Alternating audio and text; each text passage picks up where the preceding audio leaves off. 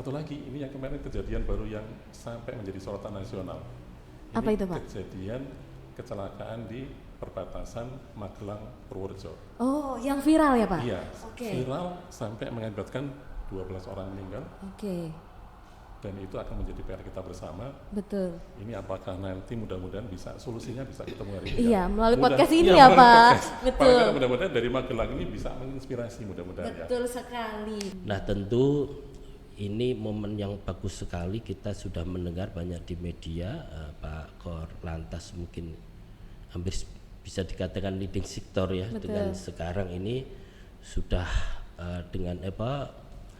dengan jajarannya sudah melaksanakan 1 bulan ini untuk sosialisasi penanganan odol, dan kedepannya juga akan dilakukan penindakan, dan kita juga sama-sama berkolaborasi dengan kepolisian untuk melaksanakan pengawasan terkait odol dimaksud. Hal yang paling utama adalah kecelakaan. Jelas kecelakaan sangat bisa berpotensi timbul dari angkutan berat yang overdimension dan overloading. Mitra darat semuanya tahu bahwa perhubungan itu adalah bagaimana kita menciptakan suatu keselamatan lalu lintas, kelancaran lalu lintas. Ya, salah satu lagi Mbak Ida perlu saya sampaikan, Kota Magelang juga akan melaksanakan untuk angkutan anak sekolah gratis. Ini sudah di perubahan nanti kita siapkan. Kemudian kita juga ada angkutan wisata gratis. Bagaimana sih kita merubah mindset orang untuk memindahkan animo dari penggunaan angkutan pribadi kepada angkutan public transport. PR bersama yang kita sepakati itu atau kita mungkin besar adalah bengkel-bengkel liar yang melakukan modifikasi. Nah, daftar bengkel yang resmi itu ada di dinas provinsi, di provinsi. Nah, bagaimana kita bergerilya atau ke lapangan untuk menemukan bengkel liar. Nah, diimbangi dengan kolaborasi tadi dengan Disub Provinsi Kabupaten Kota.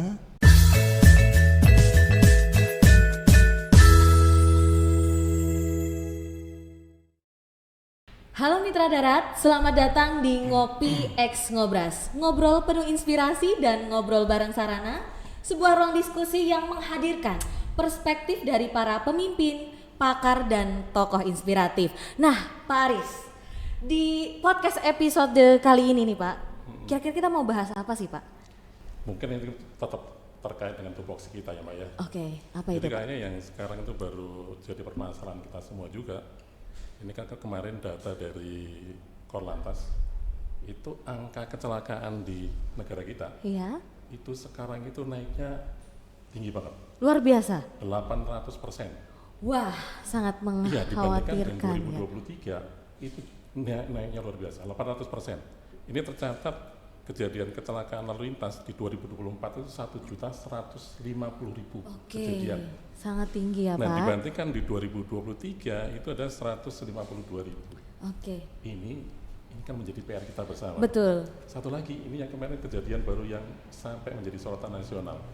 Apa itu, Pak? Kejadian kecelakaan di perbatasan Magelang Purworejo. Oh, yang viral ya Pak? Iya, Oke. viral sampai mengakibatkan 12 orang meninggal. Oke, Dan itu akan menjadi PR kita bersama. betul. Ini apakah nanti mudah-mudahan solusinya bisa ketemu hari ini? Iya, melalui podcast iya, ini ya, melalui Pak. podcast. Betul. Paling mudah-mudahan dari Magelang ini bisa menginspirasi mudah-mudahan ya. Betul sekali. Tapi Pak Aris, ternyata di sini tuh sudah banyak narasumber yang hadir. Dan yang sudah hadir yang pertama, sosok yang tidak asing lagi. Beliau adalah Bapak Lili Handoyo, selaku Kepala BPTD Kelas 1 Provinsi Jawa Tengah. Selamat datang Bapak. Selamat pagi, selamat pagi rekan-rekan. Sambil saya menyapa ke teman-teman mitra darat. Boleh sekali, silakan Bapak. Assalamualaikum warahmatullahi wabarakatuh. Di sini Mbak Farida sama Pak Saris ya, terima kasih kami sudah diundang, nanti kita bisa berdiskusi lebih lanjut. Baik, terima kasih. Dan gak cuma Pak Kabaleni Pak Aris, sudah hadir juga di tengah-tengah kita Bapak Chandra Wijatmiko Adi, Kepala Dinas Perhubungan Kota Magelang. Selamat datang Bapak. Selamat datang Mbak Ida, Pak Aris. Assalamualaikum warahmatullahi wabarakatuh. Waalaikumsalam. Selamat pagi mitra darat yang saya banggakan. Oke, terima kasih. Selanjutnya telah hadir juga ada Bapak Ardono, Kasubdit Diseminasi dan Kemitraan Keselamatan, Direktorat Sarana dan Keselamatan Transportasi Jalan. Selamat datang Bapak. Terima kasih Mbak Farida dan Mas Haris. Selamat pagi. Assalamualaikum warahmatullahi wabarakatuh. Mitra darat dan semuanya, semoga kita selalu dalam keadaan sehat walafiat. Amin. Dan yang tidak kalah menariknya nih Pak Aris, ada salah satu stakeholder di luar perhubungan. Beliau adalah Bapak Ali Mahrus. Beliau adalah Kepala Bidang Pembinaan Guru dan Tenaga Kependidikan Dinas Pendidikan dan Kebudayaan Kota Magelang. Selamat datang Bapak. Terima kasih Mbak Farida, Pak Aris. Terima kasih kami diundang dari Dinas Pendidikan dan Kebudayaan Kota Magelang. Mudah-mudahan bisa memberikan sesuatu untuk podcast pada pagi hari ini. Oke. Assalamualaikum warahmatullahi wabarakatuh. Waalaikumsalam warahmatullahi wabarakatuh. Jadi Pak Aris, tapi Mbak, temanya satu apa Pak? juga. Apa tuh Pak? Ini kan yang lain itu kan dari perhubungan. Betul. Satu saja dari dinas pendidikan. Betul. Kira-kira kenapa ini? Kayaknya Pak Aris sudah riset. Silakan Pak Aris. Jadi ada satu ya. Ini kemarin saya sempat baca apa namanya di internet itu, kenapa kita perlu melibatkan satu dari dinas pendidikan. Iya. Muaranya itu nanti ke sana. Apa itu Ada Pak? satu filosofi dari pendapat dari Paulo Freire ini, dari filosof dari Brasil. Oke. Dia itu berpendapat tentang pendidikan bahwa pendidikan itu tidak mengubah dunia, Oke. tetapi pendidikan itu mengubah orang. Oke. Nah, oranglah yang mengubah Dunia. dunia. Wah. Nanti harapan kita, menarik. Ya. harapan kita bersama nanti dari pendidikan yang baik, termasuk dari Kota Magelang ini, nanti kita akan mengawali bagaimana kita bisa mencegah terjadinya kecelakaan. Oke, berarti sesuai tema ya Pak? Sesuai tema, Tema iya. kita apa Pak tadi Pak? Nanti kita bagaimana kita bisa mencegah, menekan angka kecelakaan di Oke, Indonesia. siap. Mungkin langsung aja nih ya. Langsung aja Pak Aris, langsung kita tanyakan ke Narasumber ya? Betul sekali, silakan Pak. Tapi terus saya agak deg-degan ya. Sebetulnya sama Pak. Tapi Mohon izin. betul Pak. Beliau atasan saya langsung Pak. Siap Pak, Tapi sama saya Pak. saya udah izin tadi Pak, sudah izin ke Pak Kepala Balai. Siap. Jadi mohon izin Pak, satu pertanyaan saja mungkin hampir sama nanti untuk Bapak Ibu semuanya. Ini terkait dengan angka kecelakaan yang begitu tinggi Bapak. Di Indonesia sekarang udah sampai 1 juta lebih dan peningkatan itu 800% dibandingkan dengan di 2023. Nah ini kan sangat-sangat menurut saya sangat mengerikan kalau menurut saya ya secara pribadi. Nah ini mohon izin Bapak terkait terutama terkait dengan tupoksi kita, terkait dengan keselamatan, kira-kira mohon izin program apakah yang dimiliki oleh BPTD Jateng Bapak untuk terkait dengan terutama keselamatan tadi untuk mencegah atau menekan angka kecelakaan Bapak. Paling tidak harapan kita bersama mudah-mudahan paling nggak minimal di Jawa Tengah nanti angka kecelakaan tersebut bisa turun tahun-tahun depan ini. Nah ini mohon izin kira-kira seperti apa Pak, mohon izin mohon petunjuk Bapak. Baik, terima kasih Pak Aris atas pertanyaannya. Yang pertama mungkin tadi sudah diulas Pak Aris ya, memang data kecelakaan kalau menurut Korlantas di tahun 2024 itu kalau di rata-rata tuh hampir 1 jam tuh 3 jiwa itu korban kecelakaan meninggal dunia. Nah ini tentu miris sekali. Nah terkait dengan program yang akan dilaksanakan di Balai Pengelola Transportasi Darat, tentu kami di BPTD akan melaksanakan sesuai dengan tugas pokok kami ya, tugas fungsi. Yang pertama adalah BPTD melaksanakan tusi keselamatan jalan melalui manajemen rekayasa lalu lintas. Nah tentu dalam hal ini bagaimana BPTD bisa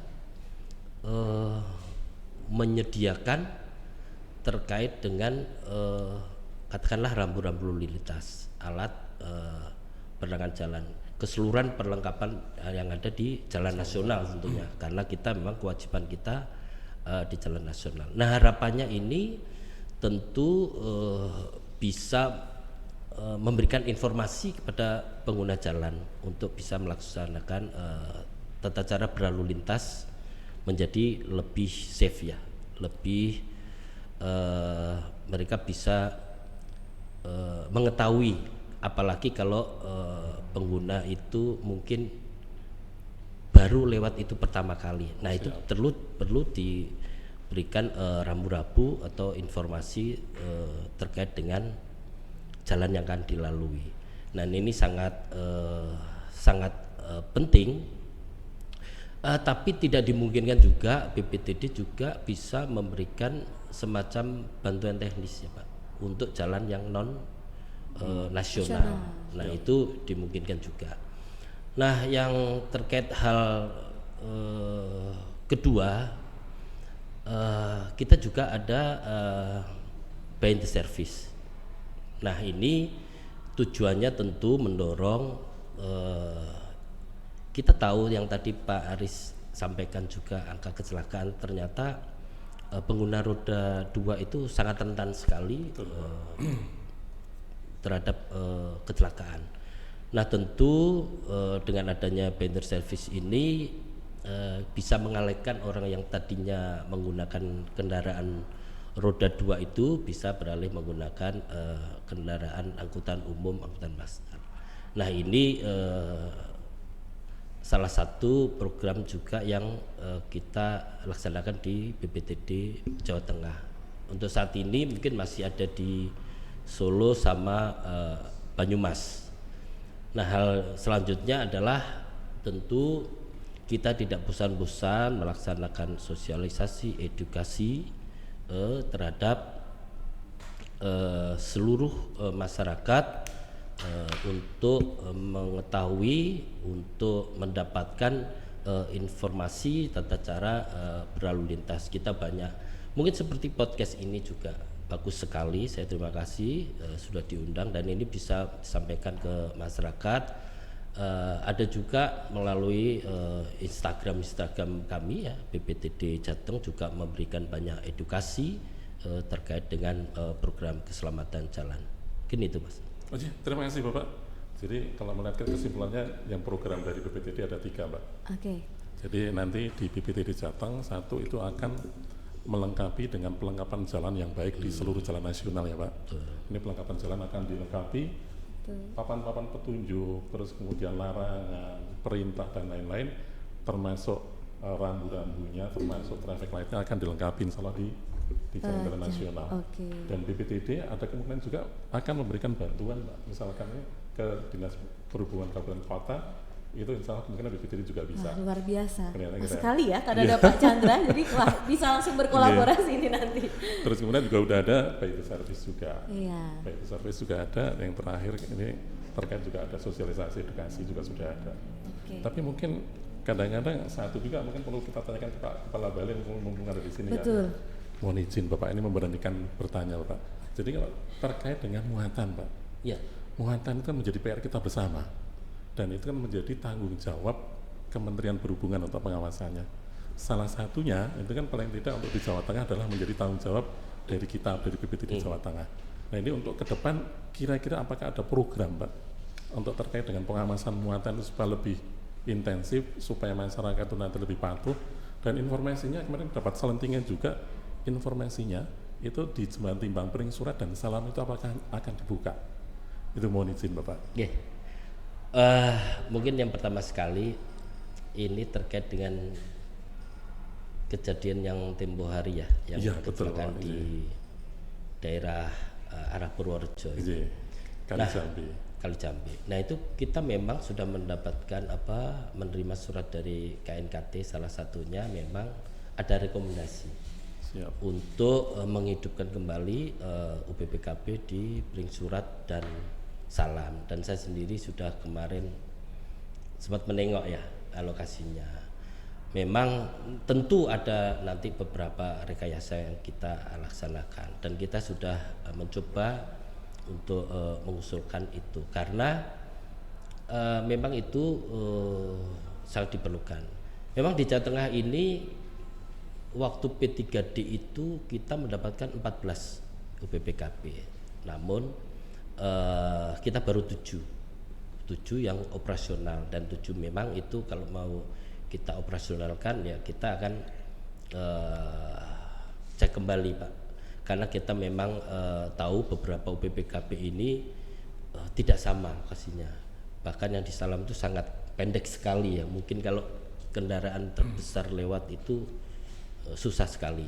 Nah, yang terkait dengan permasalahan odol, memang ini sudah sejak lama Pak ya kita melaksanakan penanganan odol. Nah, kita tahu memang ada dua lah ya. Yang satunya adalah overdimensi. Sebetulnya itu udah jelas-jelas kalau di Undang-Undang 22 2009 tentang apa LLAJ itu kan memang overdimensi itu kalau di pasal 277 itu merupakan kejahatan lalu lintas ya Pak ya. Pidana berarti ya Pak ya? Pidana. Karena di sana juga disebutkan itu yang melanggar atau yang melakukan atau kerjasama untuk menciptakan apa over dimensi itu bisa dituntut bahkan 1 tahun penjara atau denda 24 juta. Nah, hal yang kedua adalah terkait dengan yang overloading. Iya. Overloading juga itu udah jelas juga di pasal 307 itu bisa dikenakan denda mungkin 500.000 ya atau kurungan 2 bulan. Nah, semua ini Pak tentu kita selaku di BPTD yang mengoperasikan 7 UPPKP itu memang ya setiap hari kita laksanakan fungsi pengawasan. Nah, tentu kita juga kerjasama dengan pihak kepolisian dalam hal penertiban hal dimaksud. Ya, perlu saya sampaikan juga per 1 Juni kemarin itu di Terminal Mangkang juga dilaksanakan sosialisasi terkait dengan muatan odol. Jadi itu mungkin jangka waktunya sampai 1 bulan ya. Betul. Jadi 1 Juli sampai 30 Juni. Itu dari BPTD bersama dengan Polresta Kota Semarang. Semua kendaraan dimasukkan, didata, tapi sifatnya masih sosialisasi. Karena yang dihimbau sekarang adalah masa sosialisasi 1 bulan dan kita mencatat siapa sih pemilik kendaraan itu dan kendaraan itu berasal dari mana, pemilik barangnya siapa, itu yang kita data. Memang ini kita kolaborasi dengan kepolisian dan nanti tanggal 31 Juli sampai 13 Juli itu akan dilakukan peringatan. Nah, setelah tanggal 13, 14 nanti akan ada penindakan. Nah, hal-hal demikian ini kita yang terus laksanakan bersama dengan pihak kepolisian. Mungkin itu.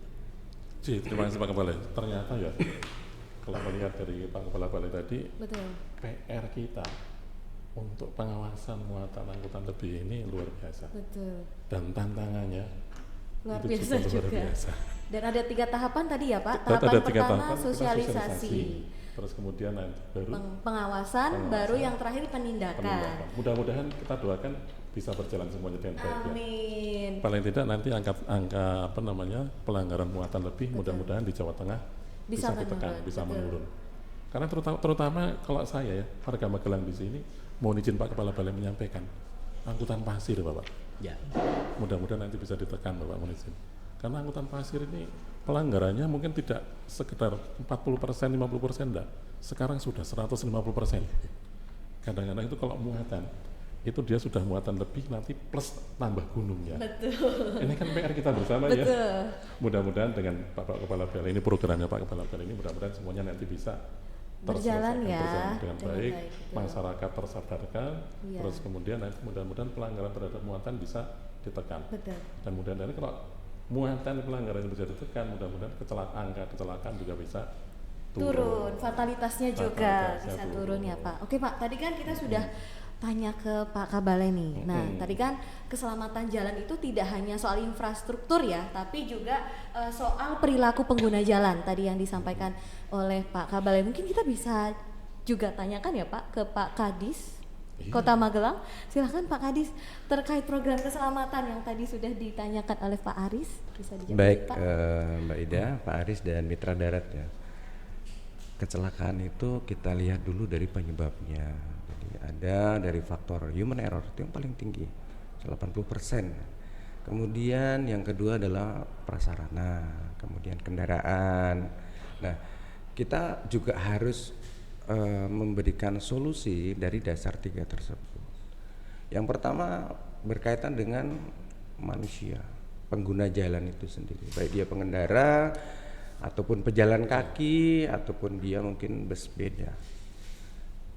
Hal yang bisa dilakukan oleh pemerintah adalah bagaimana menanamkan mindset para pengguna jalan ini agar betul-betul menempatkan keselamatan itu menjadi hal yang prioritas. Kalau kami, Pak Aris, Bu Ida, mohon izin Pak Kabale, di Kota Magelang ini alhamdulillah tingkat kecelakaannya kecil. Sebenarnya bukan karena wilayahnya yang kecil juga, tapi karena alhamdulillah dalam kami melaksanakan pembinaan baik edukasi maupun sosialisasi ini intens.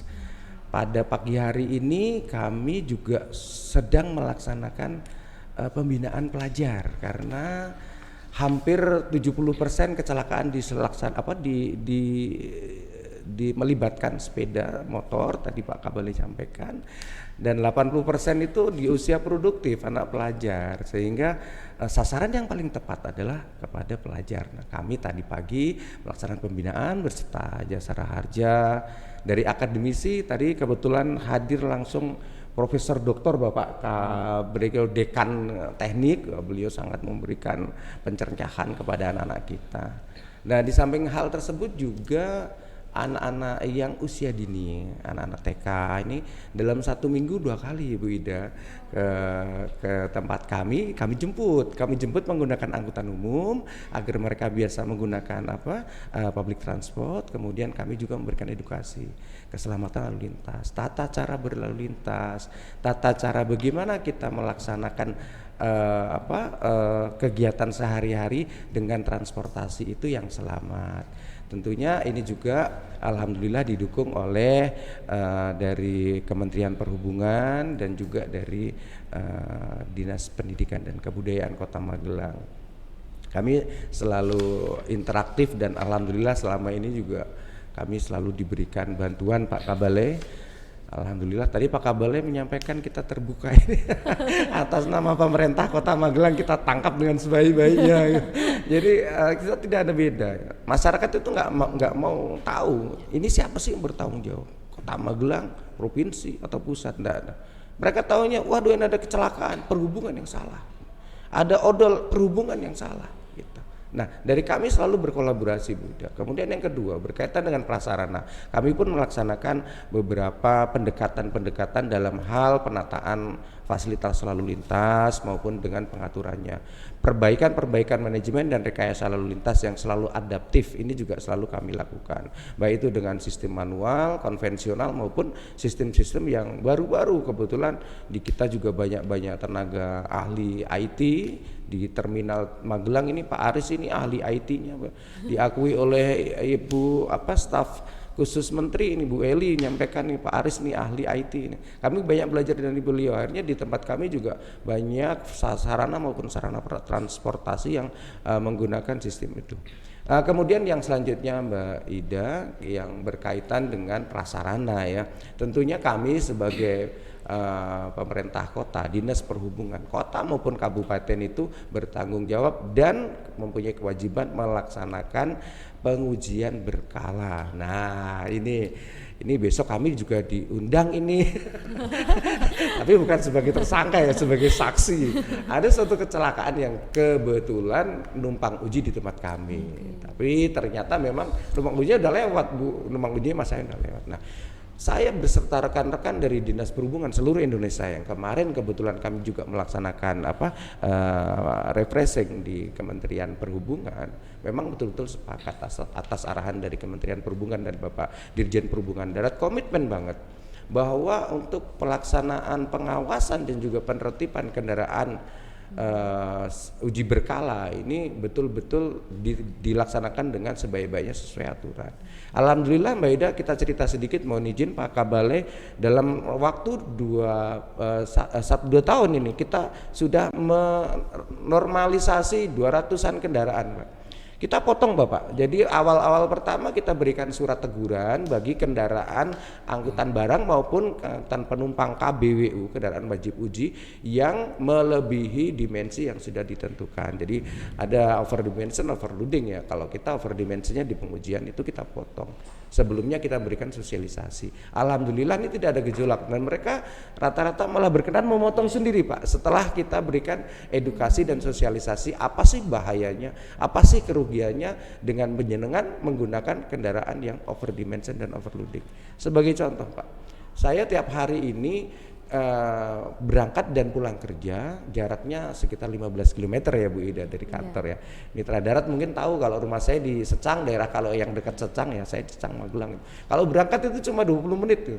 Tapi kalau pulang bisa 1 jam.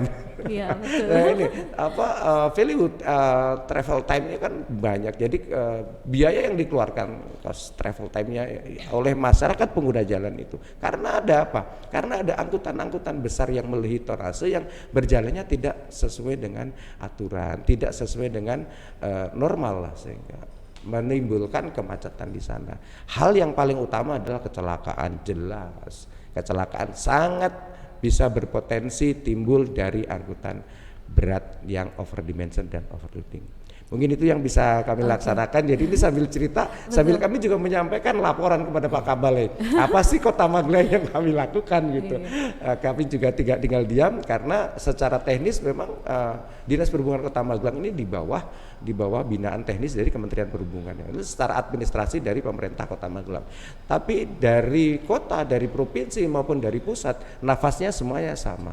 Mitra Darat semuanya tahu bahwa perhubungan itu adalah bagaimana kita menciptakan suatu keselamatan lalu lintas, kelancaran lalu lintas.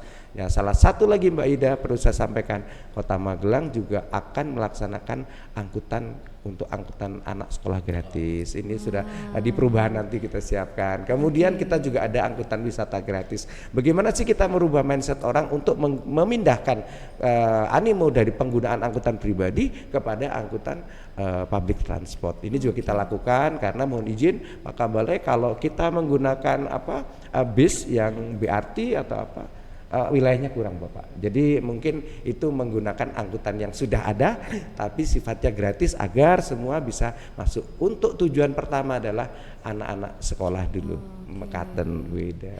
Wah, menarik sekali Pak Aris. Ternyata Saya programnya. terpesona. Iya, wah terpesona ya. Sampai terfreeze. Jadi ternyata yang sudah dilakukan oleh Dinas Perhubungan Kota Magelang itu banyak ya. Betul. Yang pertama tadi yang harus kaitan dengan keselamatan, orangnya dulu. Betul. Orangnya dulu bagaimana, terutama anak-anak nih. Anak-anak itu dari awal bagaimana mereka supaya nanti ke depan bisa berbudayanya. Betul, itu keselamatan ya. Keselamatan itu mendukung keselamatan lalu lintas. Dan sering kebetulan karena di sini saya sebagai Wasatpol juga ya. Nah, ini bisa menjawab ya. Menarik. Kami sering kolaborasi dengan Perhubungan Kota Magelang. Oh ya. Jadi di Terminal Tidar Bapak, mohon izin kami melaporkan juga, itu sering dikunjungi anak-anak itu setelah ada kegiatan pembelajaran terkait dengan keselamatan lalu lintas di Perhubungan Kota Magelang, nanti mereka juga ada pembelajaran di Terminal Tidar Kota Magelang. Jadi kami sudah berkolaborasi dengan Dinas Perhubungan Kota Magelang terkait salah satunya adalah bagaimana kita bisa mendidik terkait dengan terutama anak-anak kita. Ini paling tidak seminggu 2 kali. Ini alhamdulillah ini program sudah berjalan hampir 1 tahun lebih Pak Kadis ya. Ini alhamdulillah itu sudah berjalan dengan baik. Ini paling tidak PAUD Pak ya, PAUD ya. Iya Pak TK. Salut PAUD, ya Pak ambil berarti salut. ini ya. Salut. Oh, Termasuk sadar harapan lintas. kita Pak Monizin. Sebenarnya kalau harapan kami Pak, terminal itu kan wajahnya Kementerian Perhubungan Pak. Betul. Ini harapan kami ke depan itu bagaimana di terminal itu bisa menjadi satu tempat untuk pendidikan keselamatan berlalu lintas. Kalau di Terminal Tidar kebetulan sudah ada konsep dan desainnya sudah ada. Mohon izin nanti mohon petunjuk arahan Bapak ini supaya nanti taman lalu lintas modern ini bisa diwujudkan. Ini kalau bisa diwujudkan mohon izin Bapak, di terminal itu akan menjadi satu tempat untuk pendidikan keselamatan berlalu lintas. Harapan kita itu paling tidak 100.000 orang bisa kita didik. per tahunnya itu terkait dengan keselamatan. Apa itu nanti anak-anak TK, SD, SMP itu bisa kita memberikan pembelajaran di sana. Nanti mau naran petunjuk dari Bapak supaya ini bisa terwujud nanti Bapak menizin. Sekaligus nanti mumpung ada dari Dinas Pendidikan, apakah nanti Pak, ini sebelum melompati Pak Adono nanti mungkin. Jadi apakah nanti program terkait dengan keselamatan berlintas itu apakah memungkinkan kalau dimasukkan dalam kurikulum? Karena kita benar-benar sekarang ini di angka yang menurut saya yang mengkhawatirkan ya. Mengkhawatirkan. Iya. Angka kecelakaan lalu lintas sampai 1 juta lebih. 1 juta loh. Iya, kita nggak bisa melangkah sendiri. Betul. Tapi pertanyaan Pak Aris tadi memang menarik sih Pak, karena banyak sekali orang-orang yang penasaran sebetulnya budaya atau materi keselamatan tuh bisa masuk gak sih ke kurikulum gitu kan? Kurikulum, iya. Nah mungkin bisa ya kita langsung tanyakan ya Pak? Atau mungkin ke Pak Ardono dulu. Oh boleh Pak Enggak, Ardono. karena sekarang ya kalau saya melihat ini kan saya baca. Dulu itu kan kita direktorat sarana. Betul. Dulu direktorat keselamatan sempat ada. Betul, Binkes dulu. Binkes dulu ada. Iya. Sekarang berubah lagi menjadi direktorat sarana dan keselamatan transportasi. jalan. Mungkin Mbak Farida bisa ditanyakan ke Pak Dono, kira-kira programnya apa ya? Oke, Kira-kira siap, terkait Pak. dengan keselamatan untuk mencegah angka kecelakaan yang luar biasa ini secara nasional, kira-kira mohon izin Pak Dono. Kira-kira programnya dari Direktorat Jenderal Perhubungan Darat, terutama Direktorat Sarana dan Keselamatan, kira-kira programnya mohon izin. Kira-kira apa Pak Dono secara nasional? Kayaknya Mitra Darat pengen tahu nih Pak. Oh, Mitra Darat kayaknya harus tahu semua. Harus tahu sih ini Pak. Harus itu wajib itu. Iya, Juga silakan, kita Pak. wajib mensosialisasikan. Betul. Sekarang bahasanya aksi. Oh, aksi. Di Aksi dalam- keselamatan ya, Pak, ya? Aksi keselamatan di dalamnya berisi sosialisasi. siap. Utamanya aksi. Jadi terima kasih Pak Aris dan Mbak Ida. Alhamdulillah regulasi yang baru. Dulu pernah ada Direktorat Transportasi Darat, Keselamatan Transportasi Darat tahun 2005 akhir sampai 2017 ya.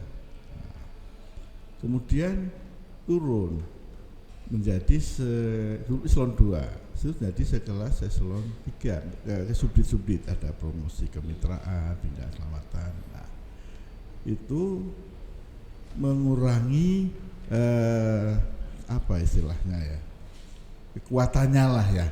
Dulu sangat luar biasa kegiatan Direktorat KTD itu. Nah alhamdulillah kemarin tahun inilah ya keluar peraturan baru, nomenklatur baru Direktorat Jenderal Perhubungan Darat.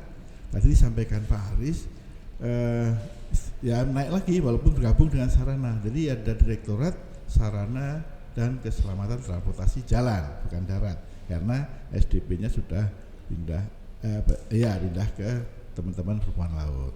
Alhamdulillah ini mempunyai dampak yang bagus, yang positif, yang besar terhadap mungkin termasuk anggaran ya, penyediaan anggaran menjadi lebih meningkat daripada ketika masih setingkat eselon 3. Nah ini memang perjuangan dari pimpinan, kita hargai. Baik, untuk perhubungan darat tentunya sifatnya lingkupnya nasional dan fungsinya adalah regulator ya.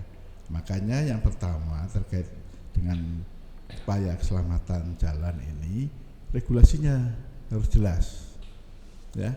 Ya dari semua aspek tadi disampaikan Pak Kadis tadi, ada SDM, sarana, prasarana, infrastruktur, dan tentu saja harus standar masalah kompetensi. Siapa sih yang boleh mengemudi kendaraan? Nah, SIM itu standar kompetensi. Tentu ada standar regulasi, ditetapkan regulasinya standar mengemudi, dan pelaksanaannya di instansi lain, di Samsat misalnya. Jadi banyak yang kegiatan pemerintah pusat regulator ini pelaksanaannya ujung tombaknya di daerah, baik UPT-nya sendiri, BPTD maupun teman-teman di sub provinsi maupun kabupaten kota tadi antara lain yang pengujian tadi ya. Dan itu terkait SDM dan itu terkait dengan sarana, batasan kendaraan dari dimensinya sudah ada aturannya, ada undang-undangnya, ada PP-nya, permen, sampai perdijen. Kendaraan yang beroperasi di jalan itu yang layak jalan panjang lebarnya berapa maksimalnya, memenuhi estetikanya. Misalnya tingginya maksimal 4,2, Tapi kalau lebarnya 1,2, ya jangan 4,2, ini kayak roti tawar. Nah, jadi tingginya 1,7 kali lebar, itu maksimal. Dan itu undang-undang, pelanggaran itu adalah pidana. Dan kemudian dari sisi infrastruktur, memang kita tidak membuat jaringan jalan yang membangun dari Kementerian PU, tapi kita yang menyediakan fasilitas keselamatannya. Marka, rambu, guardrail, semua terkait dengan fasilitas keselamatan, termasuk halte, trotoar dan sebagainya. Nah, itulah fungsi pemerintah pusat ya, ini membuat regulasi yang harus dipatuhi dan dilaksanakan. Pelaksanaannya, ujung tombaknya di daerah. Kebanyakan seperti itu. Ada juga tentu pusat masalah sendiri juga ada, tapi lebih banyak supaya kolaborasi sinergi dengan daerah ini juga bagus dan lebih cepat terlaksana. Tentunya ada dilaksanakan di daerah, baik melalui PT-nya maupun teman-teman provinsi maupun kabupaten kota. Baik. Kemudian itu adalah dari sisi regulasi. Nah, pemerintah pusat juga melaksanakan kegiatan aksi keselamatan tadi. Bentuknya minimal ada 2, baik yang berbentuk teknis secara langsung maupun aksi-aksi kampanye keselamatan. Nah, secara teknis tadi setelah regulasi ditetapkan batasannya, maka dilakukan pengawasan operasional. Setelah ditetapkan batasan kendaraan yang boleh beroperasi beratnya sekian, atau misalnya JBB-nya dan JBI itu berat kendaraan boleh dioperasi jalan. Pengawasannya di mana? Di BPKB. Ya kebetulan undang-undang yang baru tahun 2003 itu pengawasannya oleh pusat di jembatan timbang tadi disebutkan. Namun ada juga batasan kelaikan jalan berbentuk yang istilahnya orang tahu KIR itu ya, sekarang BUE itu oleh teman-teman kabupaten kota. Nah, jadi pelaksanaan ini ditumpaknya memang di daerah. Dan kemudian selain itu, selain di UPU BPKB atau tempat pengujian, kita lakukan di jalan yang bentuknya rem cek. Di tempat-tempat tertentu kita melakukan rem cek ya terhadap kendaraan, baik dari sisi administrasi maupun teknis. Administrasi dia harus memenuhi kelayakan regidennya, terregistrasi, dia punya SNK tentunya, atau harus kalau nggak ada udah nggak boleh, berarti bodong. Nah itu aja, ada 4 SNK. Kedua dia harus punya ukir kalau dia angkutan umum. Ini betulan angkutan umum ya memang pengawasannya, karena yang massal, yang mengangkut banyak orang, yang mengangkut banyak nyawa, tanggung jawab banyak nyawa. Kalau nggak punya bukir dia sudah expired, berarti tingkat keselamatannya diragukan, tidak sesuai. Jadi harusnya nggak boleh juga operasi. Yang ketiga, kalau angkutan penumpang, dia harus punya kartu pengawasan atau izin trayek. Kalau nggak ada ya jadi botol juga nggak boleh operasi. Nah yang keempat dari sisi SDM, SIM-nya sesuai atau nggak, kalau nggak punya SIM ya malah berbahaya. Nah dari 4 aspek administrasi ini harus lulus dulu kalau tidak cek. Baru periksa secara teknis yang lainnya, kekuatan mesinnya, remnya, lampunya, wipernya, bannya. Nah seperti itu. Ini tugas, itu regulasi ditetapkan oleh pemerintah pusat. Teman-teman di daerah melaksanakan baik di BPTD, provinsi maupun kabupaten kota. Kemudian yang berbentuk sosialisasi, pemerintah melaksanakan tadi ya pembelajaran, edukasi maupun juga pelatihan kepada semua pelaku. Jadi pemerintah juga membuat regulasi bagi kendaraan dan perusahaan angkutan umum. Perusahaan angkutan umum wajib mengikuti batasan yang ditetapkan pemerintah, baik angkutan penumpang maupun angkutan barang. Ada namanya SPM, standar pelayanan minimal bagi angkutan penumpang. Itu harus dipenuhi oleh teman-teman operator. Nah, untuk itu makanya diadakan pelatihan, bukan hanya kepada drivernya, tapi juga manajemennya. Apa sih perusahaan angkutan umum itu? Ada sistem manajemen keselamatan, mereka harus paham. SMK itu Pak. SMK itu sesuatu yang memberikan jaminan bagi perusahaan itu selain meningkatkan keselamatan yang berefek keselamatan secara umum di jalan, juga bagi perusahaan kalau misalnya dengan baik maka outputnya operasionalnya akan baik, tidak ada laka. Sekedar tergores saja mungkin dihitung di SMK itu biaya kos itu berapa juta ngecatnya. Nah itu Maka pendidikan tentang SMK ini penting, baik kepada driver maupun ke manajemen. Nah, kemudian juga pelatihan ke para drivernya, bagaimana mereka berparadigma keselamatan. Ada minimal ada 4 ya, safety driving, defensive driving, econo driving, dan smart driving. Nah, ini yang kita sasar pengemudi angkutan umum, baik barang maupun penumpang. Angkutan barang B3 maupun barang umum, B2 atau barang umum. Dan penumpang dari AKAP, AKDP, taksi, dan yang ASK, angkutan sewa khusus ya, taksol, ojol itu ada pemerintah. Nah itu bisa dilaksanakan sendiri oleh pemerintah pusat maupun dilaksanakan oleh teman-teman yang di BPTD maupun Provinsi dan Kabupaten. Kita punya panduannya.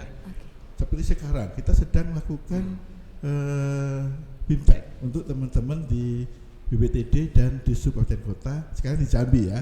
Bagaimana menjadi fasilitator atau narsum untuk salut Mbak Kabale, Pak Kadis, dan Pak Kepala. Jadi hari ini di Jambi ya, kemarin ada 7 provinsi. Jadi ini kita memberikan masukan atau bekal kepada para calon-calon narasumber untuk adik-adik salut dan PAUD. TOT gitu ya Pak? Semacam TOT. Semacam TOT. Jadi dikasih bahan, dikasih cara menyampaikan yang baik dan benar supaya sesuai dengan audiennya yaitu anak-anak. Nanti dikasih materinya dikirim. Nah, sekarang by Zoom karena terbatas anggaran Pak Kabale. Jadi by Zoom. Jadi ya kalau ke depan anggaran kita kesini seperti saat ini kebetulan ini. Nah, pelatihan-pelatihan dan BIMTEK itu memang menyasar semua level tadi, baik dari anak-anak, SD, SMP, remaja, ya, SMA dan kuliah masa tua maupun ke yang langsung berprofesi khusus para pengemudi dan manajemen perusahaan. Dan kemudian secara teknis batasan tadi perlengkapan jalan faskes itu juga dilaksanakan oleh pemerintah pusat maupun di daerah, dan juga upaya-upaya untuk menemukan potensi-potensi laka dengan studi atau kajian LRK daerah black spot dan kemudian treatmentnya. Dan itu tidak bisa kerja sendiri, kolaborasi dengan semua internal maupun eksternal. Internal ya BPTD, di Provinsi Kota dengan KL lain, PUPR, polisian, nah, seperti Dasara Harja. Jadi banyak sekali program pemerintah pusat ya, baik dilaksanakan sendiri maupun sebagai panduan dilaksanakan oleh ujung tombak kita di lapangan tadi sama Pak Aris, nah, BPTD, di Provinsi dan Kabupaten Kota. Kalau detailnya banyak sekali, tapi itu sudah kita laksanakan. Ya, seperti itu Pak. Jadi regulasi, kemudian juga program aksi, termasuk buku-buku pedoman panduan untuk pelaksanaannya. Karena kita sebagai di pusat, sehingga pelaksanaan itu lebih bagus kalau yang langsung menjangkau ke masyarakat kita, yaitu yang di daerah, yang di lapangan, kira-kira seperti itu. Gitu Pak. Menarik sekali. Iya, Ini menarik. saya dengar juga panjang. Ternyata tupoksinya itu kalau kita jabarkan, Iya. itu luar biasa banyak Pak. Betul. Tapi paling tidak sekarang itu dengan adanya perubahan SOTK ya. Iya, betul. Dulunya kita hanya selevel subdit, Iya, sekarang sudah menjadi eselon 2 walaupun gabung dengan sarana. betul. Ini mudah-mudahan paling tidak nanti keselamatan ke depan Iya. itu nanti mudah-mudahan bisa lebih baik lagi. Betul, sepakat Pak. Berarti tidak hanya safer people, tapi juga safer vehicles yang menjadi tupoksi Pak di Direktorat Sarana dan Keselamatan Kelihatan sudah ada ya Pak Dono, semua sudah dibuat aturannya ya. Ya itu Terkait udah ada Pak. aturannya sudah ada. Tinggal semua. bagaimana Tinggal kita penetapannya. internalisasi Betul. dan eksternalisasi. Eksternalisasi ya. Tapi menarik sih Pak, kalau di sarana tuh mulai dari kendaraan itu lahir sudah diatur ya Pak Dono ya, sampai sudah bisa diperbanyak seperti itu Pak. Jadi paling enggak memang kalau untuk mewujudkan keselamatan secara keseluruhan, yang pertama itu tadi sampaikan Pak Kadis Perhubungan Kota juga, bagaimana orangnya itu juga Betul. mereka juga selamat. Iya. Mereka harus dibekali dengan Pelatihan. pelatihan, Betul. pengetahuan dan lain-lain. Iya. Terus kemudian yang kedua sarananya juga Diperhatikan. selamat juga. Iya, betul. Harus benar-benar kendaraan itu layak jalan. Iya. Banyak prasarananya juga. Iya. Ini kalau mungkin kalau kita ngobrol panjang, Iya. kayaknya nanti sampai sore juga Iya, bisa aja. sampai Nggak bisa. sore nggak selesai Iya. ini kayaknya gitu ya. Tapi seru sih, mungkin, Pak, ya. kita sudah hadir dari Dinas Pendidikan. Betul, yang tadi Bapak sampaikan, pertanyaan yang mitra darat pun pasti sangat penasaran sih Pak, terkait penyisipan ya Pak, penyisipan kurikulum ya? Iya, apakah memungkinkan Nah, kalau terkait dengan keselamatan itu bisa, terutama tata cara berlalu lintas yang baik dan lain-lain itu bisa masuk ke kurikulum Bapak. Karena sekarang itu tadi kita prihatin, kita prihatin dengan angka kecelakaan yang luar biasa tinggi, dan merubahnya itu kalau menurut saya memang kita harus merubah budaya. Kalau budaya itu harus dari kecil. Kita lihat kadang-kadang mungkin Jepang ya. ya, Saya lihat sering di TikTok atau di mana. Mereka itu budaya kalau misalkan di di lalu lintas, mereka bisa berterima kasih anak kecil itu. Mereka dibantu untuk menyeberang, iya betul menyeberang itu Pak. mereka di TikTok langsung teriak, anak-anak itu bisa terima kasih sekali. Iya. Itu bisa menuduhkan. Nah itu di Indonesia apakah Semoga bisa dibuat? ya. Iya di Indonesia apakah Bisa. seperti diwujudkan? Iya. Nah makanya pentingnya kita kolaborasi Mbak. Betul. Nggak mungkin perhubungan kalau kita mau melaksanakan sendiri. Sendiri betul. Harus ada dari institusi lain, apakah itu nanti dari Polri selaku mereka yang terkait misalkan ada pelanggaran, ataupun nanti terkait dengan Dinas Pendidikan. Iya. Kayaknya perlu, Iya. mungkin Mbak Farida langsung ditanyakan deh. Boleh, karena kan tadi budaya keselamatan itu apalagi anak-anak itu kan di golden age ya Pak, yang mereka tuh bisa lebih mudah merekam dan menjadi mungkin budaya keselamatan. Mungkin menyambung dari tadi pertanyaan Pak Aris Pak, ini memang jangankan mitra darat Pak, kami pun ya itu sangat penasaran apakah bisa materi keselamatan atau pelajaran keselamatan jalan ini masuk di kurikulum. Silahkan Pak. Terima kasih Mbak Ida, Pak Aris. Siap. Alhamdulillah kami berada di tengah narasumber yang hebat-hebat. Ada Pak Lili, Luar biasa. ada Pak Chandra, ada Pak Hardono, dan kami dari stakeholder yang memanfaatkan memanfaatkan layanan dari Dishub. Kami sangat berterima kasih atas sinergi kolaborasinya Pak Chandra, karena kita mempunyai kurang lebih 100 sekolah SD, SMP, dan juga memiliki sekitar 120 PAUD dan TK. Itu di Kota Magelang di saja Kota Pak? Magelang saja. Yang terjadi 3 kecamatan, kita mempunyai ya siswa dan guru yang sangat banyak. Artinya kalau tanpa ada siswa dan guru, Kota Magelang ini akan sepi. Kita lihat besok tanggal 21 Juni sampai 14 Juli ketika liburan, itu pasti akan lengang gitu. Jadi akan sangat terasa. Sebelum saya menjawab sampai ke penghujung di di kurikulum, kami ingin sampaikan beberapa hal, bahwa kami memohonkan izin Bapak Kadisdikbud, Pak Imam Behaki tidak bisa hadir secara pribadi karena kan ada kunjungan Bapak Wali Kota di dinas kami, jadi mewakilkan ke kami dari bidang pembinaan guru dan tenaga kependidikan untuk mengikuti acara ini. Perlu kami sampaikan bahwa Kota Magelang pada awal bulan Mei kita memperoleh capaian standar pelayanan minimal terbaik se-Indonesia untuk tuntas utama. Ini luar biasa, capaian yang luar biasa. Magelang itu memang luar biasa Iya, Pak. jadi kan luar biasa. Saya bangga sebagai orang Magelang Pak. Terima kasih Pak. Tentunya capaian ini juga didukung oleh banyak stakeholder, yang salah satunya adalah dari Dinas Perhubungan, dari Perhubungan Darat dan sebagainya.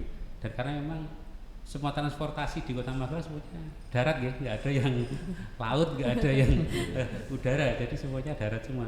Dan terima kasih bahwa Kota Magelang saat ini untuk indeks keamanan sekolah nih, terutama yang kita kaitkan dengan hari ini adalah indeks keamanan sekolah, bahwa anak-anak itu dalam hal belajar harus berada dalam kondisi yang aman dan nyaman. Aman dan nyaman terutama pada waktu kedatangan dan kepulangan siswa di sekolah.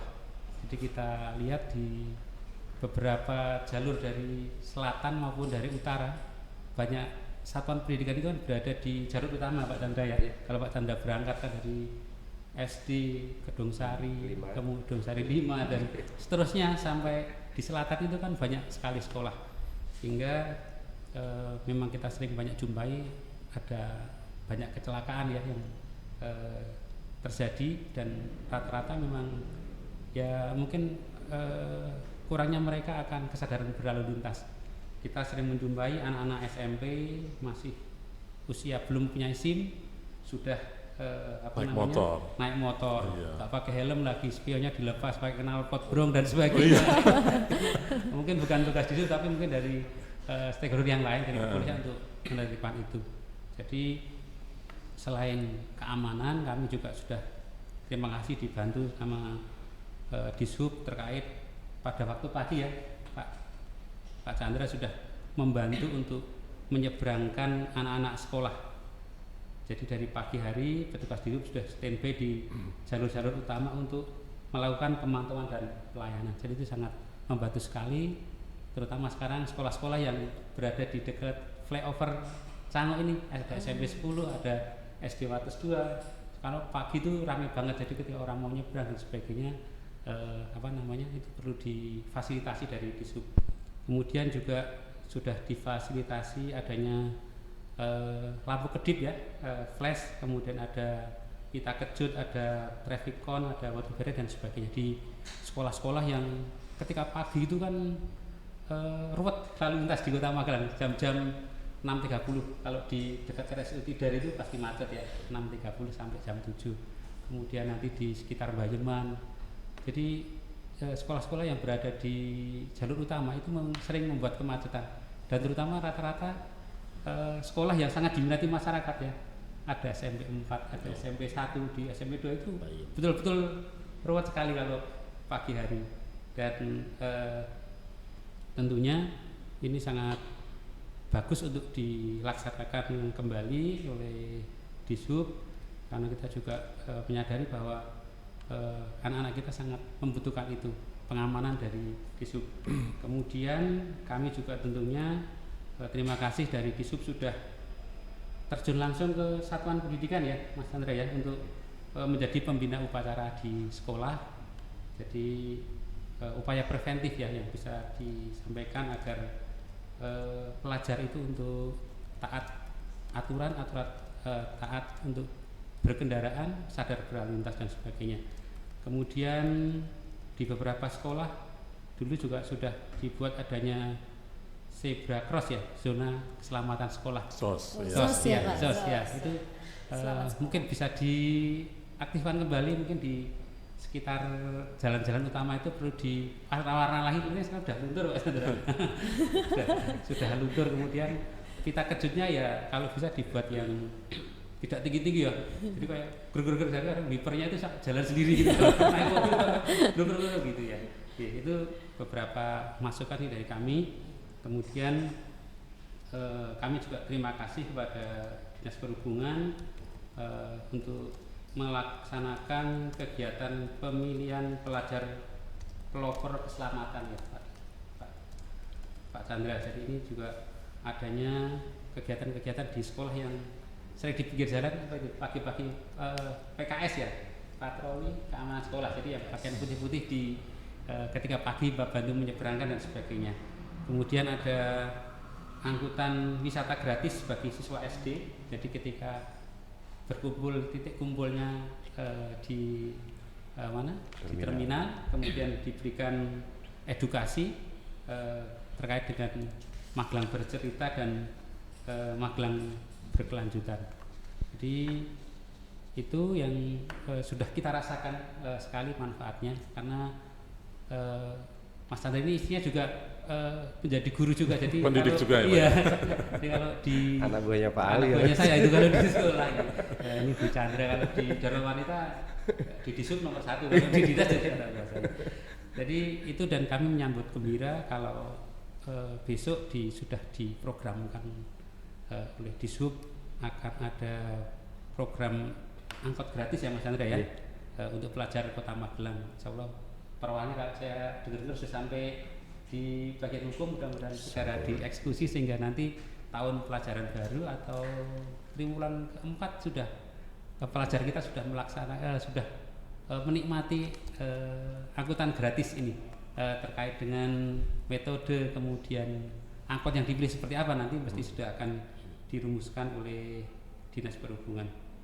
Kemudian tadi kembali ke rasa aman tadi ya, rasa aman itu bagi siswa tidak hanya pada waktu datang dan pulang ke sekolah, tapi juga nanti akan kami sampaikan ke Bapak Ibu guru, karena kurikulum kita sekarang adalah kalau dulu kurikulum Merdeka pas eranya menteri yang terdahulu, sekarang deep learning, namanya pembelajaran mendalam. Nah, nanti beberapa minggu ke depan ini kami akan mengundang guru-guru untuk melaksanakan pelatihan pembelajaran mendalam dan kecerdasan artifisial AI itu. Jadi kami akan melatih guru-guru di semua jenjang untuk mendapatkan pelatihan, dan nanti akan kami sisipkan tentang disiplin berlalu lintas ataupun keselamatan berkendara ini. Nanti akan kami sisipkan, atau mungkin nanti dari Disub bisa menjadi narsumnya salah satu ya, ketika nanti kami undang salah satu narsum dari Disub untuk memberikan materi kepada Bapak Ibu guru di Kota Magelang dari jenjang TK, SD, dan SMP. Saya kira itu Siap, terima kasih Pak Ali. yang bisa kami sampaikan. Iya. Paling kan juga mungkin kita cerita juga sama Pak Ali ya, sama Dinas Pendidikan, bahwa di Kementerian Perhubungan itu kita sudah ada sebenarnya program Salut Pak, Sadar Lalu Lintas Usia Dini. Ya, ya. Ini kebetulan sebenarnya panduannya pun sudah ada. Iya. Jadi Pak Kepala juga, kita sudah ada panduannya, itu beda-beda bukunya. Jadi nanti yang untuk anak-anak PAUD beda, PAUD TK itu sendiri. Terus kemudian anak SD ada, SMP ada, SMA ada, dan itu mungkin nanti barangkali kalau mungkin memungkinkan ya, mungkin bisa kita kirim ke perpustakaan, perpustakaan yang ada di misalkan kayak Kota Magelang. Jadi paling tidak menjadi satu satu pedoman tersendiri ya, bahwa sebenarnya sudah ada nih. Betul. Nah, harapan kami juga ke depan mudah-mudahan karena kecelakaan seperti ini, mudah-mudahan ke depan juga bisa masuk ke kurikulum Pak Munizin terkait dengan sadar anak lalu lintas ini. Jadi karena kalau tidak dari kecil kelihatannya susah kita Pak untuk membentuk satu karakter anak supaya mereka benar-benar tertib berlalu lintas, kelihatannya susah kayaknya mungkin nanti dari Kementerian Perhubungan maupun Dinas Perhubungan Kota kayak ke depan mudah-mudahan kita bisa berkolaborasi, kita bagaimana kita bisa tadi menanamkan keselamatan sejak usia dini. Betul sekali. Tadi ada titipan PA tadi.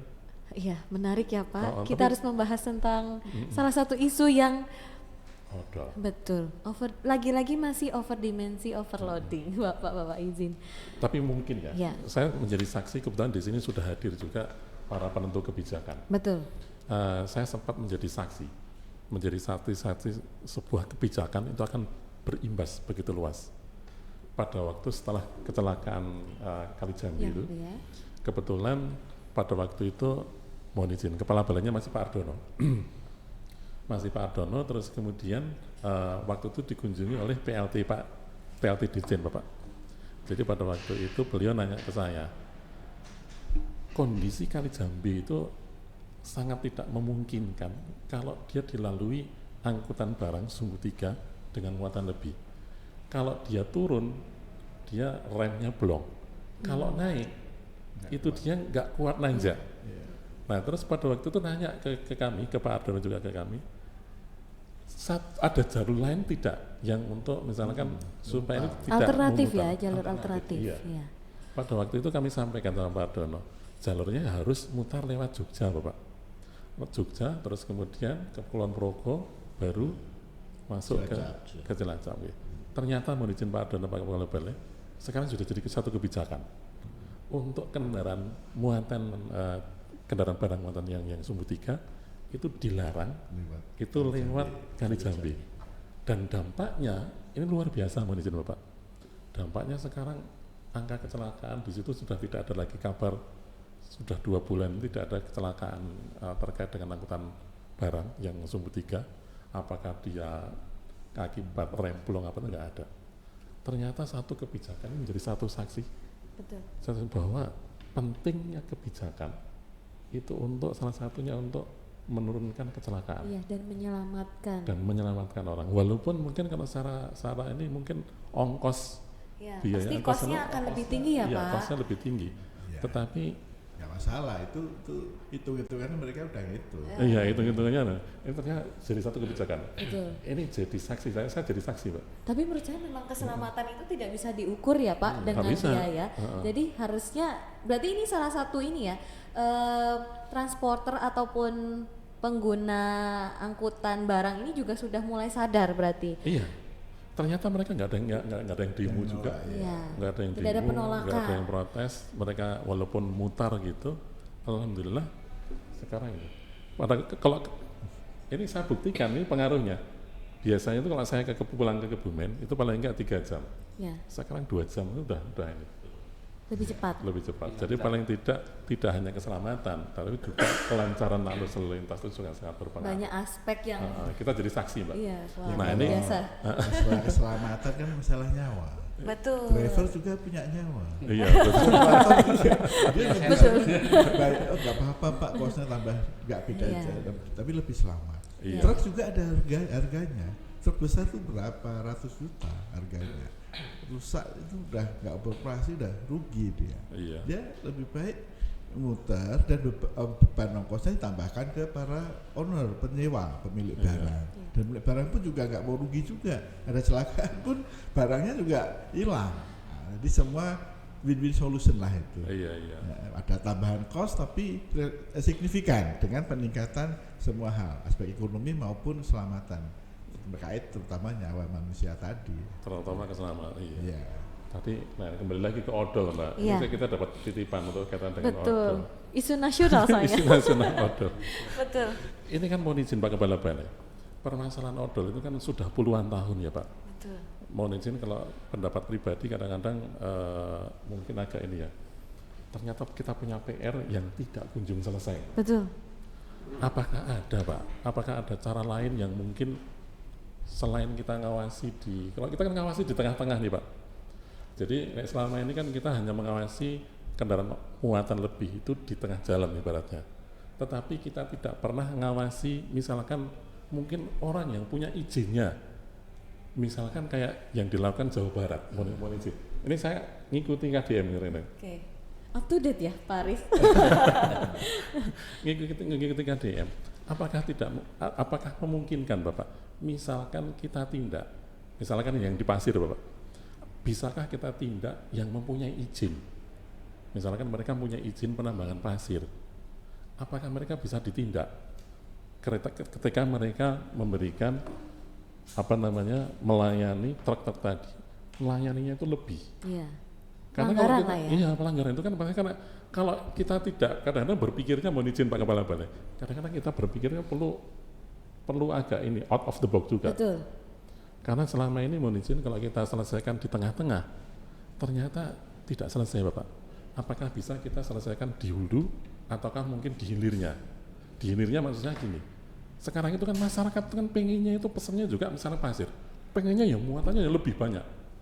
Mereka nggak mau kalau misalkan truknya itu ngangkutnya itu lebih sedikit, mereka pasti milihnya itu yang lebih banyak. Betul. Nah, Tidak mau rugi. Nggak mau rugi.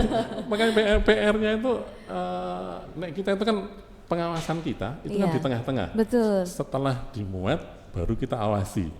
Tetapi pada waktu pemuatan Ya, itu nggak pernah kita awasi. betul. Yang pesen itu juga mereka juga ini jadi dilema kita sendiri. Betul, betul. Jadi mohon izin Pak Kepala Balai, apakah mungkin ada satu program yang mungkin agak beda Pak, memungkinkan atau tidak? Jadi kita tidak ngawasi di tengah-tengah, tetapi mungkin kita ngawasinya di hulunya. Mohon izin Pak Kepala Balai. Baik Mas Haris. Jadi gini, permasalahan overdimensi overloading ini sebetulnya banyak stakeholder yang harus terlibat. Siap. Kementerian Perhubungan tidak bisa sendiri. Oke, sepakat. Nah sebetulnya permasalahan ini kan mulai dari hulu sampai hilir itu tidak Kementerian Perhubungan sendirian terlibat. Semuanya. Di sana banyak yang terlibat. Kementerian Perhubungan, Kementerian Perindustrian, mungkin Perdagangan, mungkin dan kepolisian. Tapi tentu kita punya tusi dan tanggung jawab Sesuai. masing-masing. Siap. Ya, Nah, apa yang harus kami lakukan? Kalau kita mau bicara dari hulu ke hilir, mungkin di Kementerian Perhubungan, katakanlah dari hulu kendaraan itu lahir ya. Siap. Nah, katakanlah, nah tentu mungkin perlu saya sampaikan. Ini menurut data yang ada di kami ya, BPTD kelas 1 Jawa Tengah itu ada 103 karoseri yang ada di Jawa Tengah, dan itu yang memproduksi atau membuat kendaraan baru. Nah, yang tercatat di kami itu dari Januari sampai bulan Mei itu hampir 2.481 Pak. 2000 itu yang mengajukan pengajuan, tapi yang lulus itu sudah kita cek. Itu pentingnya BPTD ada di situ untuk melakukan pengawasan, melihat rancang bangun kendaraan apakah itu sesuai dengan dimensi yang ditetapkan sesuai dengan gambar rencana. Nah, itu dahulu kalau dari sisi kita sudah bekerja di sana. Nah, artinya di BPTD Jawa Tengah ini mungkin kalau di rata-rata hampir udah 490 per bulan kendaraan baru, ya kan? Nah, itu luar biasa, ini baru Jawa Tengah kan. Nah, artinya kita sudah mencoba dari sana, dari sebelum keluar serutnya itu kita lakukan seluruh pengecekan dimensi ini, itu yang kita upayakan, kita lakukan. Jangan sampai ada lagi kendaraan yang tidak sesuai dengan gambarnya. Artinya jangan sampai ada kendaraan yang melebihi dimensinya yang dipersyaratkan. Nah, yang terjadi sekarang itu memang di lapangan memang ada yang melakukan modifikasi, mungkin kendaraannya melebihi itu dimensinya, ya kan? Itu permasalahan-permasalahan. Dan yang kedua, mungkin juga, masih ada juga kendaraan yang itu memang seharusnya per 6 bulan melakukan uji kir tidak melaksanakan. Itu yang banyak kenalin juga oleh teman-teman waktu melakukan pengawasan di 7 unit kita di UPP KB. Nah, permasalahan-permasalahan ini tentu kami di BPTD tidak bisa sendirian, Pak. Dalam hal menjalankan tindak pengawasan ini, kami juga berkolaborasi dengan pihak kepolisian khususnya dalam hal melaksanakan pengawasan. Nah, tentu ke depan kita lebih mengoptimalkan lagi fungsi-fungsi pengawasan itu terkait ini. Kita bicara masing-masing tusi ya Pak ya. Nah, karena kalau sudah tadi kalau Pak Aris apakah bisa mencegah dari hulunya yang tambang yang muatan di sana, tentu di sana juga yang izin namanya bukan di perhubungan juga. Nah, gitu kan. Mungkin ke depan harus duduk bareng. Nah, itulah. Kan kita juga ada forum LHC juga, ya itu kan dari unsur perhubungan, dari kepolisian, dari PUPR, dari stakeholder yang lain, bahkan akademisi, dan itu kita juga bisa membicarakan apa yang mungkin nanti Pak Aris sampaikan, nanti bisa diambil bahkan solusi di sana di forum-forum LHC itu. Nah, banyak hal yang kita diskusikan Pak Aris memang ke depan terkait dengan permasalahan penanganan odol. Namun yang sudah saya sampaikan tadi, kita masih bekerja pada memang apa yang menjadi tusi dan kewenangan kami. Nah, tentu ini momen yang bagus sekali, kita sudah mendengar banyak di media, Pak Kor Lantas mungkin hampir bisa dikatakan leading sektor ya. Betul. Dengan sekarang ini sudah dengan jajarannya sudah melaksanakan 1 bulan ini untuk sosialisasi penanganan odol, dan kedepannya juga akan dilakukan penindakan dan kita juga sama-sama berkolaborasi dengan kepolisian untuk melaksanakan pengawasan terkait odol dimaksud. Mungkin itu Pak. Terima kasih Bapak. Memang tidak bisa sendiri ya. Nggak bisa sendiri. Pokoknya untuk keselamatan jalan itu harus berkolaborasi dan memang tanggung jawab bersama. Ini ngomong-ngomong kita dikasih waktu sampai jam berapa nih? Oke. Boleh Masih ya. boleh nimbrung nggak? Boleh, Masalah- silakan. Baik, masalah kolaborasi sinergi tadi memang tadi kan kita bicaranya masih internal ya. Iya. Masih kayaknya kita sedikit dengan stakeholder dengan Pak Disdik. Iya. Nah, sama seperti kita di pusat pun levelnya kan nasional. Sehingga kerjasama pun dengan mitra yang internasional. Kayak kemarin dengan WHO, dengan UNICEF, dan lembaga-lembaga internasional yang punya cabang di Indonesia. Karena ada PICAR, ada LSM apalagi. Baik niatnya semua, dan mereka mempunyai anggaran yang juga cukup signifikan lah, tapi harus konkret, programnya konkret, pelaksanaannya konkret, output dan outcome-nya pun terukur. Nah itu kita belajar banyak dari situ. Ini dari sisi yang diseminasi atau promosi ya, dan kampanye dan juga kemitraan. Ini waktu di kita kan namanya ke promosi atau diseminasi dan kemitraan, menjalin itu. Cuma dan itu efeknya, hasilnya pelaksanaan di daerah. Kayak tadi kita membuat pedoman-pedoman, panduan-panduan.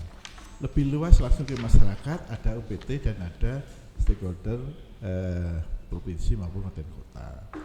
Nah, dan begitu juga ketika bicara masalah hulu tadi, itu memang kemarin kita bahas di waktu rapat-rapat, di luar rapat, itu lebih efektif kelihatannya. Salah satu yang bisa kita tengarai dan masuk dalam domain kita, tusi kita adalah dari produksi kendaraan itu. Jadi sampaikan oleh Pak Kabale, Jateng aja 490 per bulan, Jatim itu 2000, Jabar itu 1500, Banten 1000, Banten paling kecil. Nah mungkin semester kedua ini kan sampai Mei itu, Juni ini sudah masuk Juni sampai Desember kemungkinan meningkat dengan perbaikan perekonomian itu lebih itu. Nah itu sebagai filter pertama itu kelihatannya lulus Pak Lili, Pak Kabale. Dengan 103 seri yang resmi itu kelihatannya akan terwujud kendaraan yang sesuai SKRB, dan SKRB tentu saja sesuai regulasi yang ada. Nah PR bersama yang kita sepakati itu atau kita mungkin besar adalah bengkel-bengkel liar yang melakukan modifikasi. Nah daftar bengkel yang resmi itu ada di dinas provinsi, di provinsi. Nah bagaimana kita bergerilya atau ke lapangan untuk menemukan ahli bengkel liar.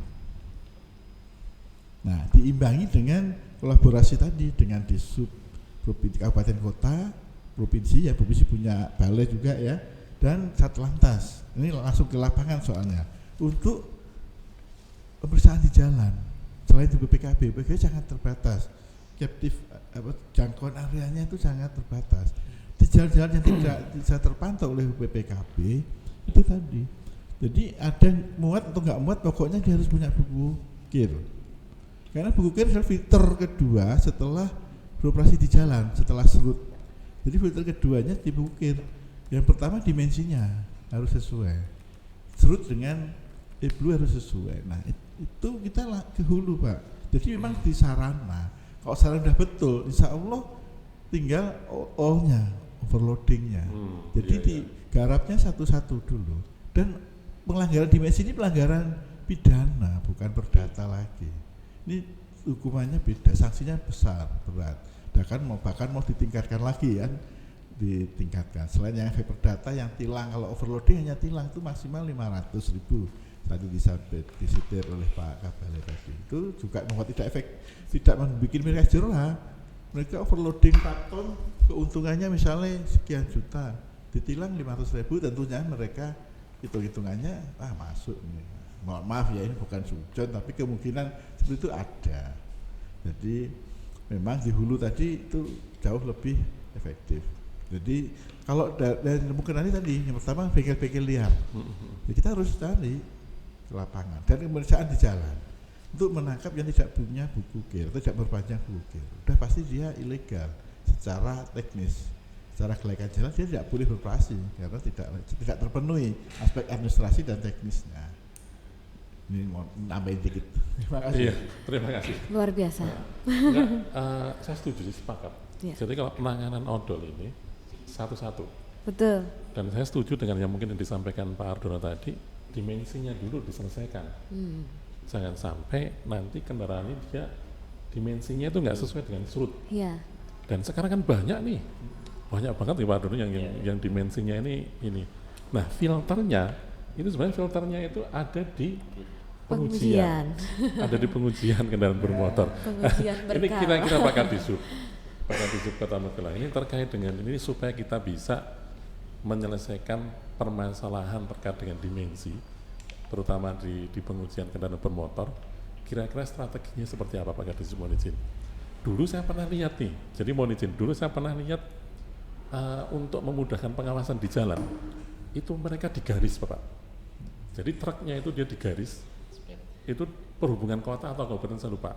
Mereka dimensinya kan lebihan, mereka sudah digaris dulu harusnya sekian. Itu ada batasan, dia menyesuaikan dengan surutnya. Itu untuk memudahkan pengawasan di jalan.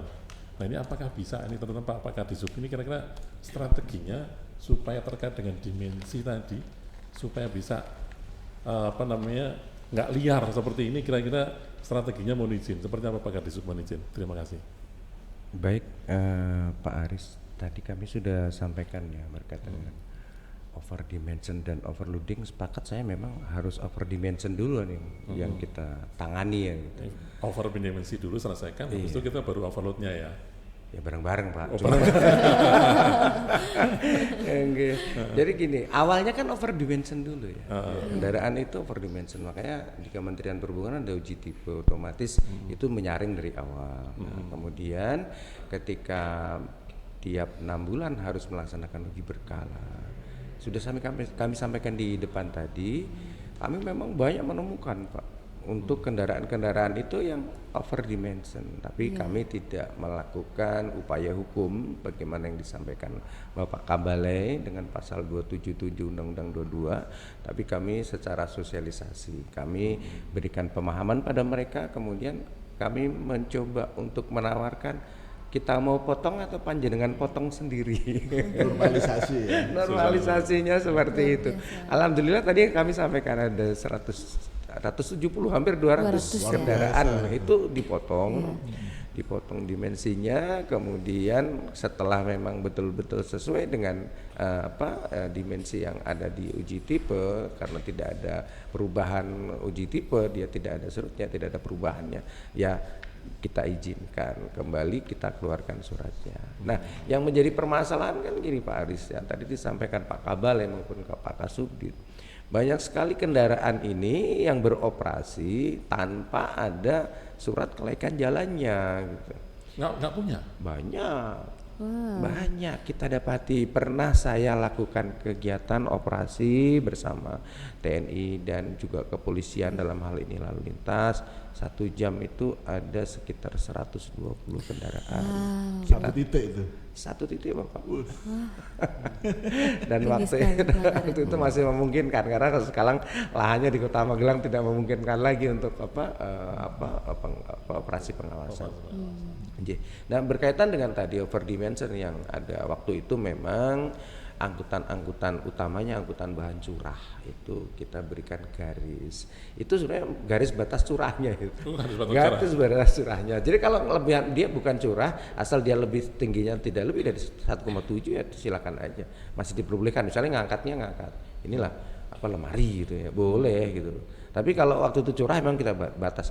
Nah, tapi jangankan itu Pak. Wong yang nggak digaris aja ditambahi ke atas. Dan waktu kita operasi itu tidak hanya kita tilang Pak Aris. Waktu kita operasi ada kelebihan di truk ini kan di belakangnya ada papannya itu ditambah-tambahin itu. Nah itu kita copot, kita patahin. Nah yang susah itu kalau berupa besi. Makanya saya sepakat dengan disampaikan Pak Kabale dan Pak Kasubdit. Kita juga harus masuk ke karoseri-karoseri yang mereka itu mempunyai niat dan mempunyai kegiatan untuk menambah dimensi. Jadi kalau saya indikasinya beberapa kendaraan ini kan ada perorangan. Ya, perorangan itu gak mungkin lah dia mau nambah-nambah sendiri. Pasti ada suatu bengkel atau karoseri yang akhirnya dia menyalahi dari aturan itu. Dan kalau di aturan undang-undang jelas dia juga sebagai tersangka, sebagai terdakwa untuk melakukan pidana penambahan dimensi ini. Jadi demikian Pak Aris, memang berat tugas kami untuk mengawal overdimensi ini, tapi kami sudah lakukan yang mungkin ke depan bagaimana kita berkolaborasi antara perhubungan, kemudian dari Pemda Kota, Kabupaten, Provinsi maupun instansi terkait yaitu kepolisian. Ini harus betul-betul satu komando dari pimpinan. Saya sampaikan Menko atau Presiden pasti jalan. Demikian. Salah satu gagasan ya, luar biasa. Ternyata sudah ada langkah strategis yaitu normalisasi yang sudah kurang lebih 200 kendaraan ya yang sudah dinormalisasikan oleh Disub Kota Magelang. Luar biasa nih, menarik Pak Aris. Iya. Ini PR, ternyata PR-nya ini terkait dengan overload, overdimensi, ini PR jadi PR nasional. Dan mungkin yang disampaikan Pak Kadisub Kota tadi harus satu komando. Betul, sepakat Pak. Setuju ya Pak, sepakat. Setuju. Mungkin ini sudah di penghujung acara podcast kita nih Pak. Mungkin kita bisa tanyakan untuk terakhir, mungkin ada closing statement ya, atau mungkin ada pesan-pesan untuk mitra darat terkait keselamatan jalan maupun ke isu overloading, overdimensi ini. Mungkin silahkan. Atau mungkin kita dari Pak Kepala Balai dulu. Boleh. Ya, masing-masing. Masing-masing. Mungkin ada closing statement mungkin terkait dengan ini. Baik, terima kasih. Kami berpesan kepada seluruh ya komponen masyarakat, mari kita berkomitmen sama-sama untuk keselamatan jalan ini. Karena keselamatan jalan ini adalah merupakan bentuk tanggung jawab kita bersama. Nah tentunya tidak saja komitmen, tapi kita mau juga mau merubah, mau berbudaya disiplin berlalu lintas ini menjadi sangat penting. Hal lain yang terkait dengan tadi odol juga kami menghimbau kepada jasa transporter maupun untuk teman-teman yang menggunakan kendaraan angkutan barang ya patuhi terkait dengan muatan, tata cara muatan juga, sehingga kendaraan itu dijamin mengangkut barang tidak overloading di jalanan. Karena kita tahu semua overloading ini maupun overdimensi ini bisa menjadikan gagalnya atau kinerja di kendaraan itu berkurang. Nah artinya kita jaga sama-sama, mari kita komitmen untuk menuju bertransportasi yang berkeselamatan. Karena kita tahu ini sudah lama sekali dicanangkan pemerintah terkait dengan penanganan overloading dan overdimensi. Pada kesempatan yang baik ini saya menyampaikan, tentu mari kita sama-sama memulai dan kita saling bisa untuk menjaga komitmen berlalu lintas dengan selamat. Mungkin itu yang dapat kami sampaikan. Terima kasih. Terima kasih Pak Kepala Balai. Ya. Jadi harapan kita bersama ya, mudah-mudahan ke depan benar-benar bisa kita wujudkan ya, Betul. sebagaimana disampaikan Pak Kepala Balai, terutama para pengemudi nih. Ya. Ayo kita muatan ya jangan overload ya, muatan Harus sesuai dengan lah. aturan Betul. yang berlaku. Ya. Nah mungkin berikutnya bisa minta Pak Iya, kita persilahkan Ya. kepada Pak Kepala Dinas Kadisku. Perhubungan Kota Baik Magelang. mitra darat yang saya cintai, saya kagumi juga para rekan-rekan dari berbagai instansi yang ada di Indonesia. Satu kata aja Pak kalau statement saya. Jadikan isu keselamatan lalu lintas ini sebagai isu nasional nomor 1, setara dengan isu kesehatan dan juga isu pendidikan. Insya Allah pasti akan terlaksana keselamatan transportasi jalan. Terima kasih. Oke, wah luar biasa sekali. Mantap. Jadikan isu keselamatan ini menjadi isu, Isu nasional. nasional. Kayaknya bisa deh. Oke juga. Kayaknya oke juga. Semangat baru Semangat dan baru, optimisme. Optimisme Iya. kita yakin kalau kita bersama kita Betul, bisa. pasti bisa. Oke. Mungkin selanjutnya Selanjutnya, kita Pak silakan kepada Pak Ardono. Baik, yang kami hormati, kami hargai, kami banggakan mitra darat, Bapak-bapak Kabale, Pak Kadis, Pak Kepala. Jadi apa yang disampaikan Pak Chandra tadi, keselamatan jalan untuk Indonesia itu sudah jadi tagar kita ya, hashtag kita untuk tahun ini setidaknya dalam penanganan odol. Baik, ada dua hal. Yang pertama dengan terkait dengan Pak Ari Pak ya, dengan Disdik. Nah, kami menyarankan ada kurikulum yang disampaikan Pak Aris dan Mbak Ida, ditanamkan dari kecil, terutama PAUD, SD, SMP ya, bahwa kepatuhan terhadap ketentuan bukan hanya tata cara berlalu lintasnya, larangan dan perintah rambu-rambu di lalu lintas, tapi juga sarannya itu sendiri. Jadi anak-anak ditanamkan, diberikan wawasan terkait dengan sarana itu juga penting. Tidak hanya ada, juga tadi ada batasan dimensi panjang dan lebar, juga tinggi, itu ada estetikanya. Mungkin secara estetika bagus masuk, tapi dia ketika tidak seimbang maka akan berjalan, beroperasi dengan tidak wajar. Nah ini menimbulkan potensi yang lebih meningkat terhadap kecelakaan. Jadi dimensi kendaraan ini juga penting. Jadi ditanamkan kepatuhan terhadap bahwa panjang lebar kendaraan itu ada aturannya. Tolong agar jangan dilanggar. Apalagi muatnya ada batas berat yang diizinkan maupun yang diperbolehkan suatu masing dari sepeda, pickup sampai trailer ada batasannya. Ketika dilanggar akan meningkatkan potensi laka, di mana itu akan membuat tidak nyamanan bagi kita semua. Yang kedua, bagi para pelaku angkutan, khususnya angkutan barang, bahwa ketika Bapak Ibu melanggar, para pengusaha, owner barang, para operator, transporter, para driver, dan juga mohon maaf petugas kita sendiri, itu harus dijaga integritasnya. Kalau Anda mematuhi ketentuan berlaku, insya Allah masyarakat akan lebih selamat, karena komposisi kendaraan angkutan barang di jalan itu maksimal hanya 30%. 70% itu pengguna jalan yang lain.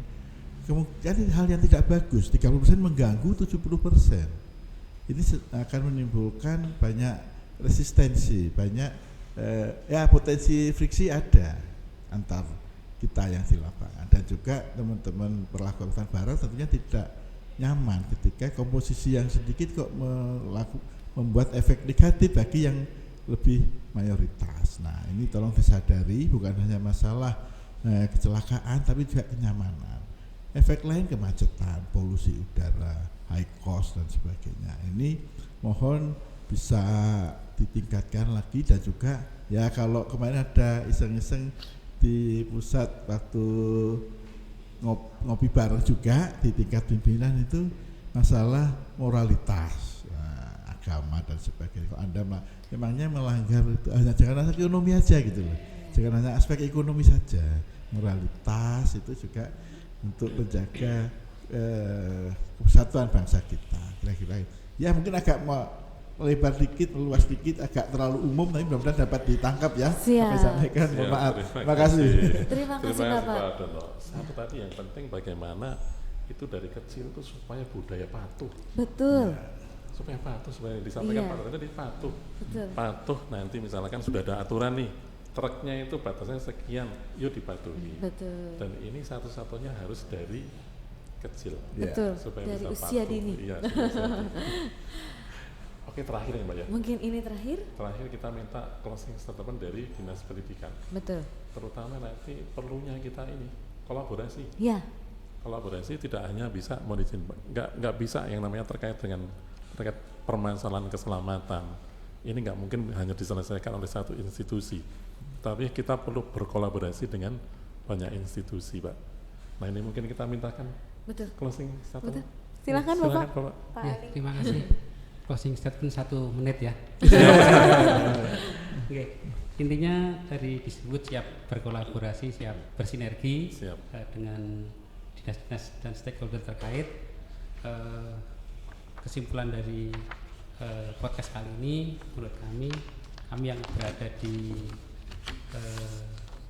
lingkup pendidikan di sekolah, kami akan menaikkan pendidikan karakter.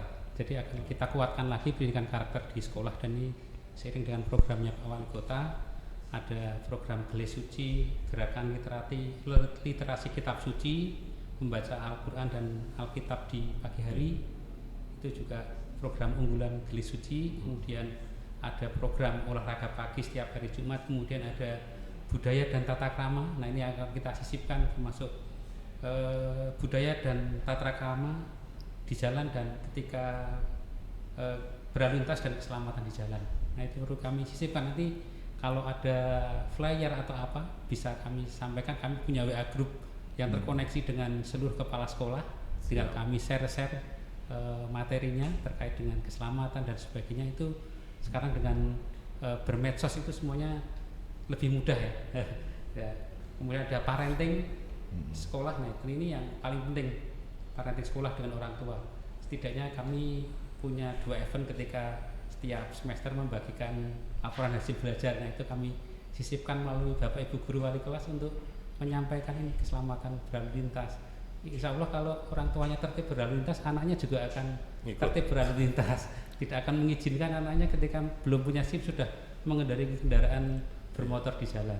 Seperti itu. Dan masih banyak lagi, ada guru menyapa setiap pagi untuk menyalami kehadiran siswa. Itu bagian dari moral dan penanaman karakter sejak anak usia dini.